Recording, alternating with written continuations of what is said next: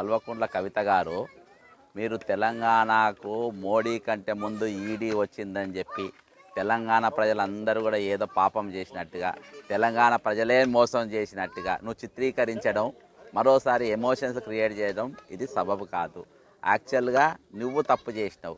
ఈడీకి నీ కోసం వచ్చిండ్రు. దొంగతనాలు చేసిన నువ్వు, లిక్కర్ స్కామ్లో ఉన్నది నువ్వు, అక్రమ ఆస్తులు కూడా పెట్టింది నువ్వు, తెలంగాణ ప్రజలను మోసం చేసింది నువ్వు. అవన్నీ నువ్వు పక్కన పెట్టి ఈరోజు ఏది తెలంగాణ ప్రజలందరూ తప్పు చేసినట్టు, వాళ్ళ కోసం ఈడీ వస్తున్నట్టు నువ్వు చిత్రీకరించడం ఇది కరెక్ట్ కాదు.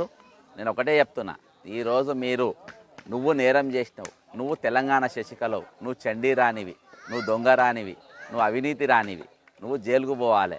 వాళ్ళు వచ్చింది నీ కోసం, తెలంగాణ ప్రజల కోసం కాదు.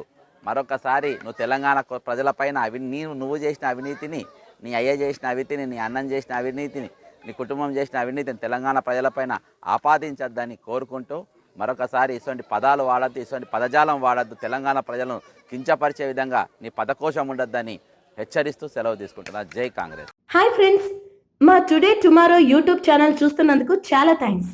మరిన్ని లేటెస్ట్ వీడియోస్ కోసం వెంటనే సబ్స్క్రైబ్ చేయండి. అలాగే ఈ బెల్ ని కూడా రింగ్ చేసేయండి. మా నోటిఫికేషన్స్ అన్ని మీ మొబైల్లో వస్తాయి. అలాగే మా వీడియోస్ మీకు నచ్చితే లైక్ చేయండి, షేర్ చేయండి, నచ్చకపోతే కామెంట్ చేయండి.